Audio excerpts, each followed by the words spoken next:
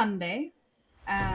It's happening. It's coming. It's pretty exciting. I keep going back and forth. I talk to a lot of people. A lot of my friends think, yeah, of course, Noka. This is like, he has to do this now.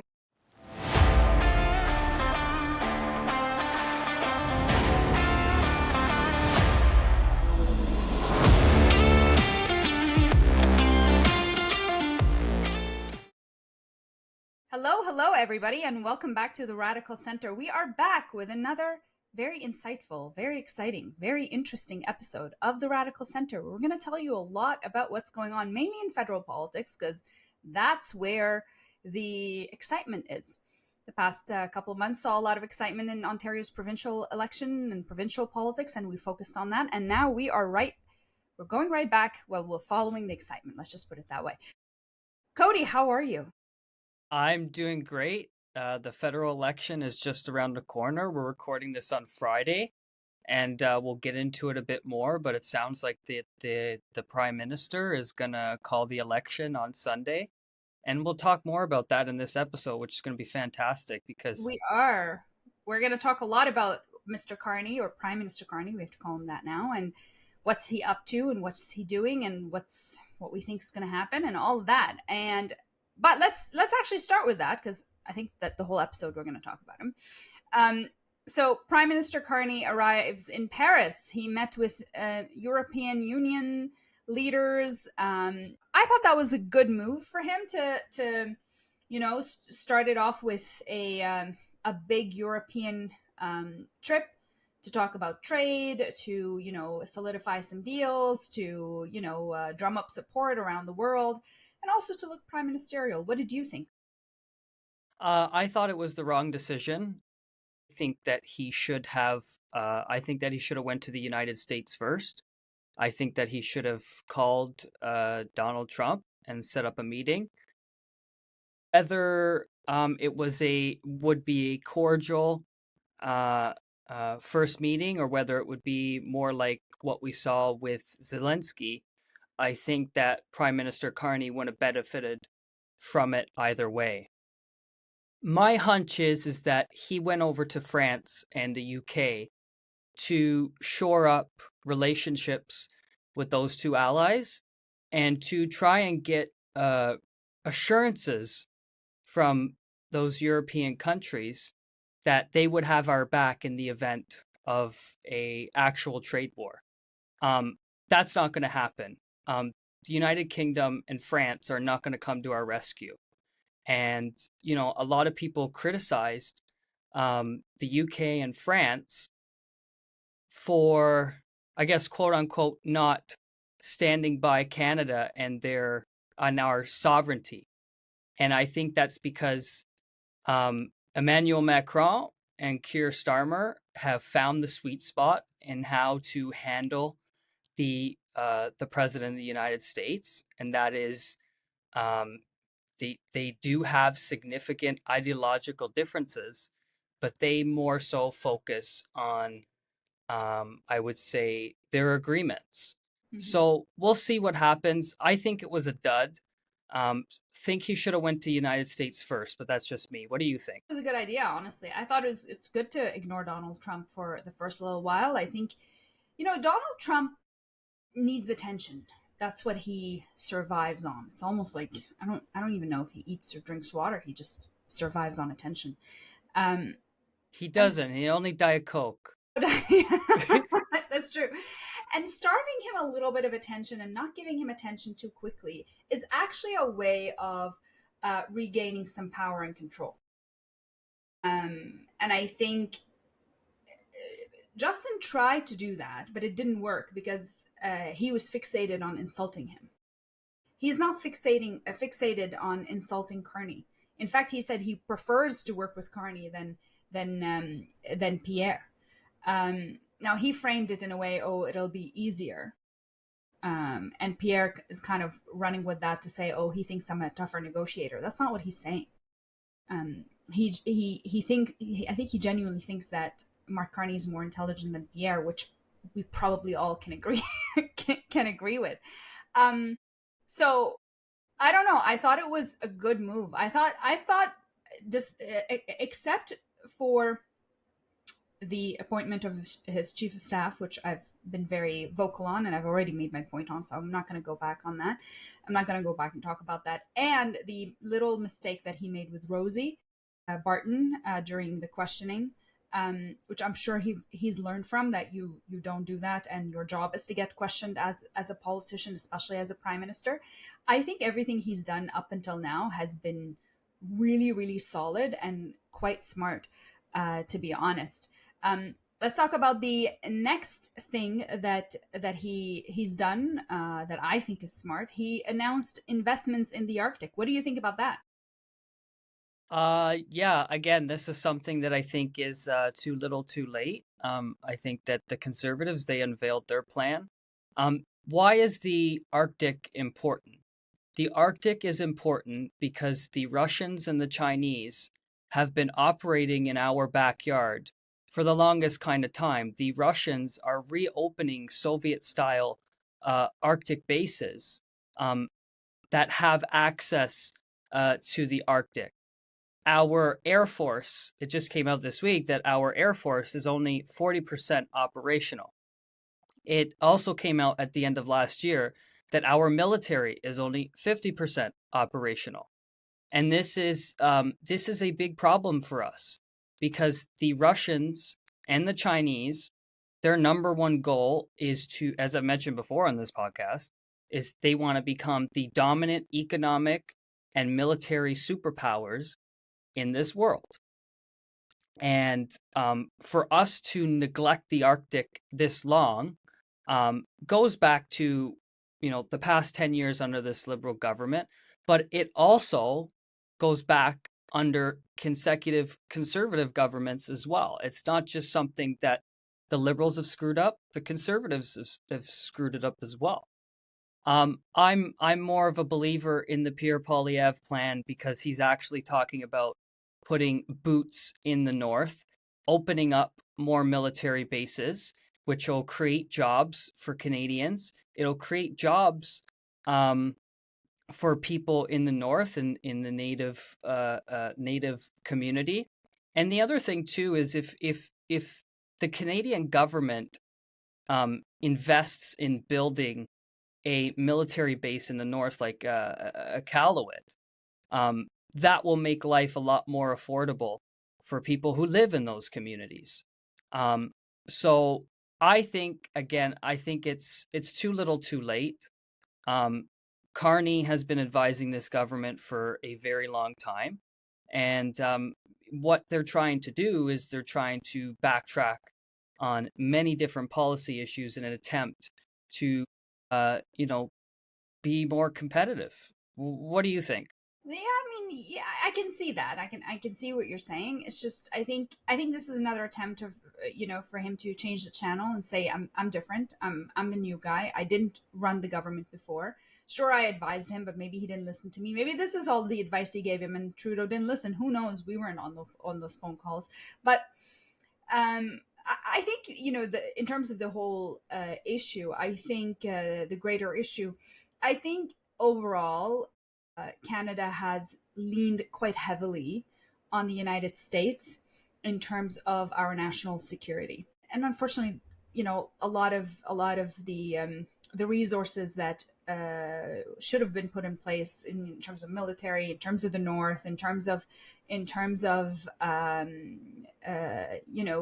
many different agencies that serve us. These resources haven't been allocated for years and years and years under many different governments because the expectation and the assumption that all of our previous governments have operated under is we're just fine because we're our best friends, to the To the south are south. going to take care of us now and forever. And then you've got a guy who's like, I'm canceling NATO, I'm doing this, I'm doing that, I'm starting a trade war, I want you to be the 51st state. And everybody's like, what do you like, what do you know, that we have an agreement here, we have a relationship. And I think that's going to change things quite significantly because you no longer can rely on that so heavily, and you can no longer, no Canadian prime minister is ever going to be able to sleep at night, with under the assumption that the United States is just going to protect us at all costs, anytime. So I think, you're seeing also that you really, it is a little too late, but we are starting to see the impact of the fractured relationship that we have with our strongest ally and our neighbor, the United States. The one thing that I will add to that I'm disappointed that I didn't see in either of those plans is we do have to face the reality that we are not going to be able to separate ourselves from the United States 100%. And I think that saying that you're going to cancel the plans to buy the F-35s from the United States, I think that that is an incredibly stupid idea. I think that to put Donald Trump, not necessarily appease him, but to show him that we're serious about, the Arctic, because to be honest, the Americans have an interest in the Arctic too. And I think what's missing from both of the plans is to say to the United States, look, if you want us to do more to protect, to invest in our military, what can we buy from you to implement into our military? And that would put Donald Trump, in a silo. It would put him at bay because the United States would be benefiting off of the cash that we would pay for those equipment. But again, nobody wants to talk about that right now. Nobody wants to talk about buying stuff from the U.S. because, we are giving Donald Trump a lot of the oxygen, is what I think. So, Yeah, I agree. We are giving him quite a bit of oxygen. This is something I'm sure, this next topic is something I am sure you and I are going to completely see eye to eye on. We're going to completely agree on. Carney is going to cancel the capital gains task or capital gains tax, not task. And he's already canceled it, he said. I'm happy. Are you happy? yes, I'm happy that there is a tax that is going to be canceled. The question is it for real? Right? That's the question. Is he really going to follow through on that promise? And again, for the past 10 years, this Liberal government has been hell bent on raising taxes, on standing by their progressive agenda against the quote unquote rich. And this is one of the things that they would not back down on. But just like immigration and the carbon tax, they're saying, oh crap, this is not popular. We better cancel it. So again, we'll see. He's planning on canceling the hike, but just like the carbon tax, it's still a law that's on the books, and there's no parliament to be recalled. So, I mean, it's up to the voters at the end of the day. Like, do they believe him or not? Right? I believe he will cancel both. Well, I believe him. I believe he's canceled them, and he's not gonna. He has no interest in returning to that. And the reason why I believe that is because both those things were very unpopular amongst liberals themselves, right? These are not things that conservatives were really upset about and created such a huge amount of noise. And these are policies that are unpopular within the liberal base and have been unpopular since the day they were announced. It's just Trudeau refused to listen to his own base, refused to listen to his own party, refused to listen to his own caucus, just didn't listen to anybody. He was just a one-man show.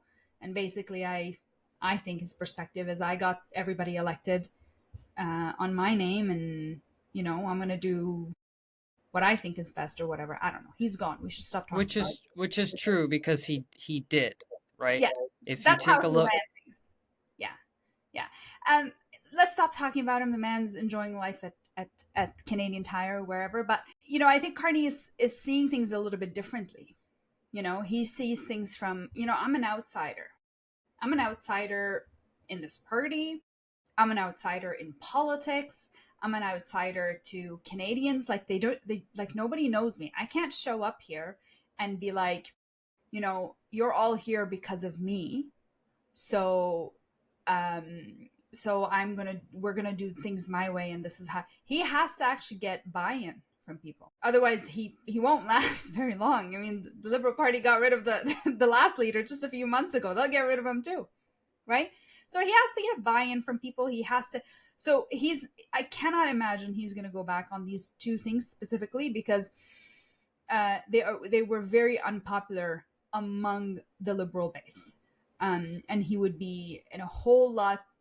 There would be a whole lot of noise within his party, within his caucus, that would and his popularity will just plummet even after the election if he did that.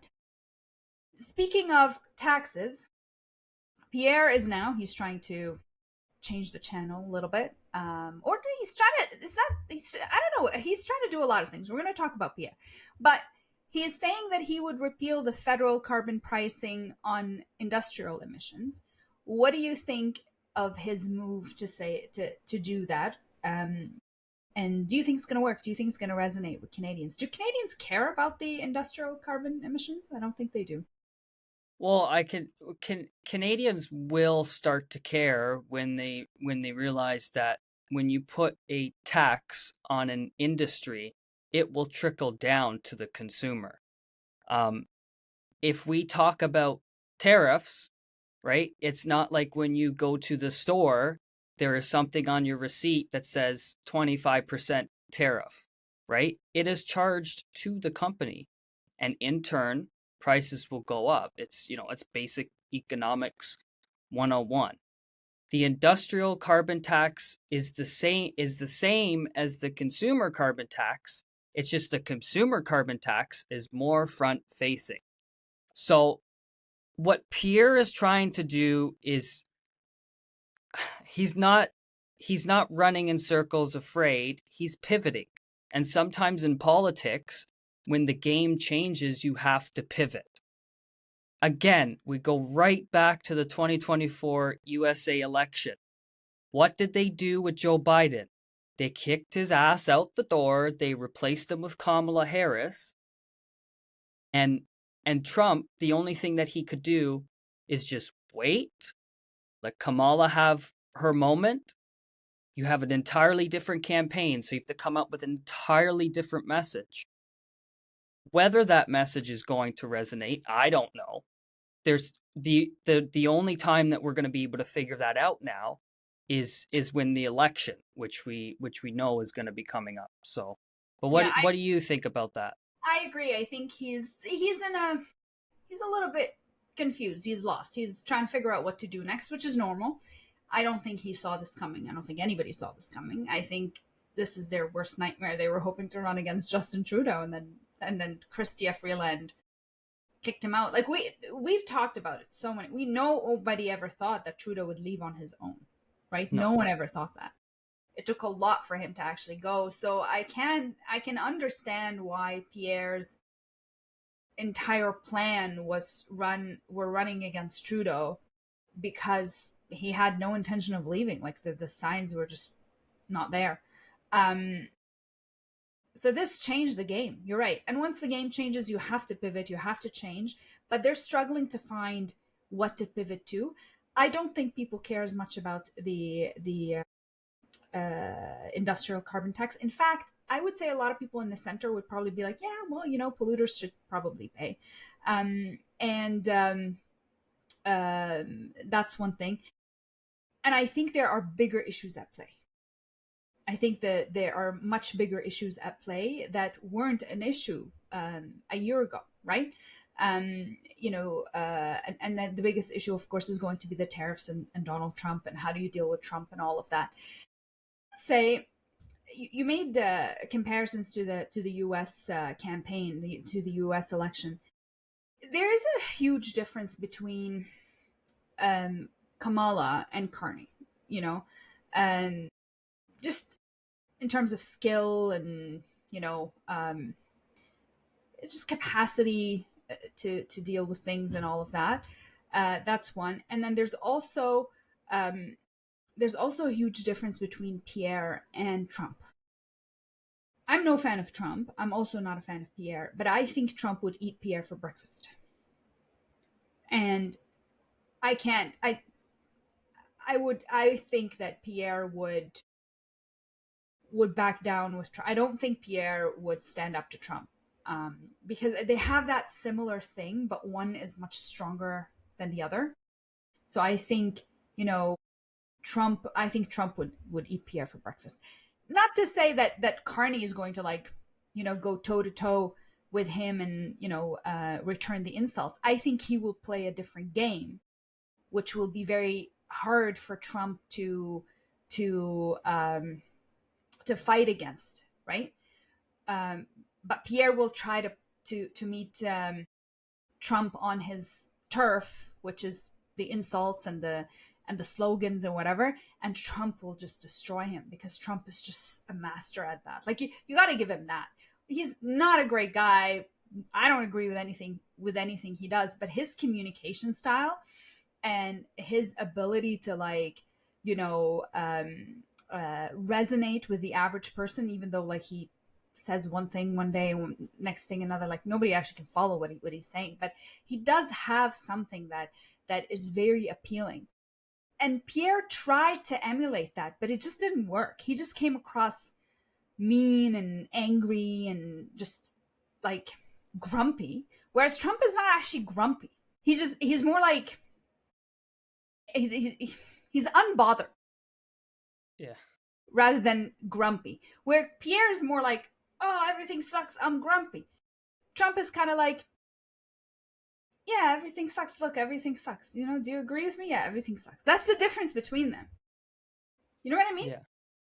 I agree with you. On that point, I agree with you. I think that anybody who tries to walk in and pick a fight with Trump is going to lose. I have said before privately I actually was just having this conversation not too long ago with a few of the people I conversate with.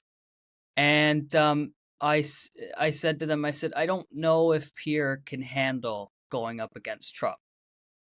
I don't think nobody can walk into Trump's house and pick a fight with him because he's the 1,000-pound gorilla that just smacks everybody aside that tries to go at him. That I agree with you on. You are 100% right.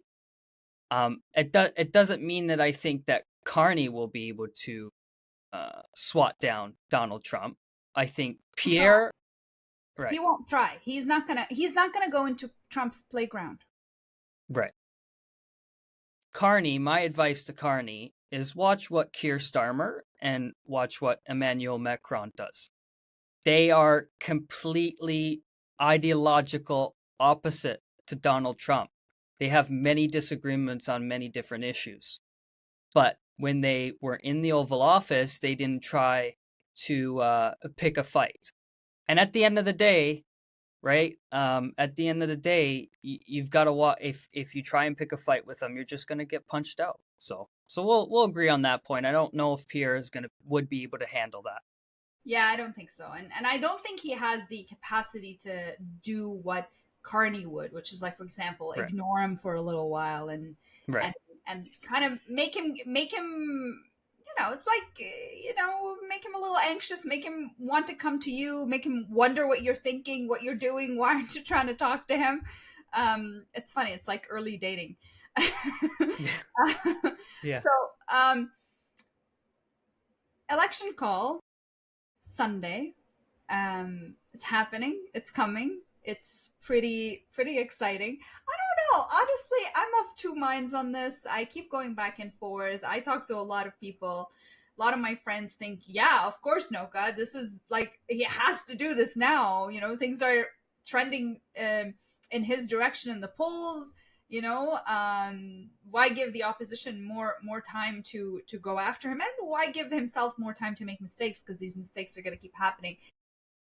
I don't know, I understand that. A part of me thinks if he governed for a little while, he'll show leadership, he'll show that he can he can deal with Trump, he'll show different. I don't know, what do you think? Where are you at with this? I think the only loser in this election call that we're expecting on Sunday which is Sunday the 23rd, I believe. Uh, the day before the House was supposed to return. Uh, I think that the only person that's going to lose in all of this is the NDP. I Mm. think that right now, it's time. I think that the Conservatives, they need to do this now. I also think that the Liberals need to do this now because sugar, like on a child, the sugar high is not going to last forever, right? And that could, what I believe that what Carney is experiencing is a sugar high because, Trudeau was dead and gone in the water, and a lot of people tuned out because they thought that the Conservatives were headed for a supermajority. And as we seen in the Ontario provincial election, if it looks like one party is gonna win, there's a whole other side of that that demoralizes people who may not vote for the party that's going to win. So, but I hope he's going to call it Sunday. We were talking before we came on air that it's either going to be April 28th or May 5th. I don't care what date it is. I just want to be right because last week I had said that it was going to be somewhere in around May 5th. And if he calls it on the 28th, I'll be 7 days off. And I'm not very happy with that. So, Well, there well, you go, everybody. Cody just wants to be right. He I loves. don't care when it is. He doesn't even care who wins. He just wants to Yeah. be right about the date. Yeah. It's good. You know, I agree with you on a couple of things. I think though, Carney. So I disagree. I agree with you on everything you said, except the part about the sugar high. I do think that there's a honeymoon period. There's always a honeymoon period, right, with a new leader. Except for some reason, provincially, we did not see a honeymoon period with Bonnie Crombie. I don't know why. That was weird. But That was probably because she was defined before she even took over as leader. I yeah, think that's what it was. potentially. Yeah, I agree with that actually, for sure. Because like that was weird. Like, there's supposed to be a honeymoon period with a new leader. So you're right. There's a honeymoon period. He's in the midst of it. It's wonderful. Everybody wants to meet this new guy and like see what he's doing. He's going around playing hockey, whatever. Cool. I also think that there is a huge thing, and I've been talking about this for a very long time. I've even, said it to so many friends of mine in the Conservative Party. Pierre has a likability problem. He has a likability problem. He's not likable. He's grumpy. He's grouchy. Everything is broken, and Canadians don't really like that. They don't really resonate with that. We're generally like happy, nice people, right? Like we say thank you and sorry and like all those kinds of things that people say about us. Those things are not entirely untrue. We are nice people for the most part, right? I'm sure there's like a couple mean people out there, and we like positivity. We gravitate towards positivity. Our voters gravitate towards positive things. The problem was Trudeau was so unpopular. He was so unpopular and he wasn't leaving. Like he just wouldn't leave. You had staff telling him to leave. You had, ministers sound like it had to get to a point where, his own deputy prime minister, who's the finance minister, writes a letter and tells him to resign. Like, bro, where's your dignity? Like, that's too much. So he wasn't leaving. He was refusing to leave, and he was getting more and more unpopular by the day. So I think that Canadians never really liked Pierre. They just parked their vote with him because they wanted someone who can get Trudeau out of there. And once Trudeau is gone, now I don't need to park my vote with anyone. Now I can vote for whoever I kind of like, right? And there's this new guy who's shiny, who's governor of two banks, who is an experienced, very knowledgeable economist in the middle of an economic crisis. Maybe that's the guy I need. That's, I think, what's going on underneath all of this. But you're right, there is a honeymoon period on top of everything. But I think the undercurrent, or the what's going on underneath everything is, Pierre was just not the right guy for the Conservative Party. He wasn't the right guy for this moment. He just wasn't the right place at the right time. And what's that saying? The rug was pulled under his feet, or what's the saying? Yeah, the rug was pulled out from under him. Yeah. Yeah, that's basically what happened. And now he's kind of like, oh, what's going on? And it's like, buddy, you weren't really popular. They just hated the other guy so much. That's the only reason you were doing so well. So we'll see if I'm right. There will be an election. We are going to cover it. Are you excited about this? Yeah, I am. I think it's time. I think generally the mood of the country is that they've wanted an election for a very long time. And I think that now, as they say, let's get on with it, right? No, Let's I just agree. get on with it, right? I'm I also think really excited because it's our second election, exactly. coverage in like 3 months. And it's Yeah, like, but then after this, I don't know. Will we still have things to talk about? probably, yes. Okay, good. So, you know, we're going to continue doing this. Is there anything else you wanted to share on any of the topics that we talked about? Oh, one more thing. Did you see the thing with Doug Ford? With The whole, what there's exactly? there's a little bit of a beef going on, I guess, right now between Pierre and Doug Ford about whether Doug Ford is going to help with the Oh, yeah. the But we've known again, this is the problem with reporting. It's especially when it comes to calls like this. It's a lot of he said, she said, right? Or well, he said, right? Um, I don't know. I mean, I've never really liked Robert Benzie. It's just something about him doesn't really rub me the right way. I've never really liked his reporting at all. Um, but the fact that I don't think it's really going to resonate with people. I don't think that people don't give a shit about the internal inside baseball, right? At the end of the day, when you go to somebody's door and you knock on their door and you're asking for their vote, they don't give a shit about how smart you are. They don't care about your education or your background or your life experience. There's one thing that voters care about. One thing. What are you going to do for me that's going to make my life better? And I mean, sure, when it comes to people like us who like the drama on Twitter or whatever, it's intriguing. But at the end of the day, could I see Doug Ford endorsing Pierre Poilievre? Yes, I could. I don't think it's likely though, I can't because see him doing it. no, I don't think it's likely. Could he? Yes, I think it is possible. Don't think it's likely because politics is transactional. Politics is transactional. So the way, and especially people at home who have never been involved in politics like we have, right? People don't just endorse each other because they really like the person. Somebody is getting something out of it. So if I were Pierre and I would go to Doug Ford, hey, Doug, I really need your endorsement.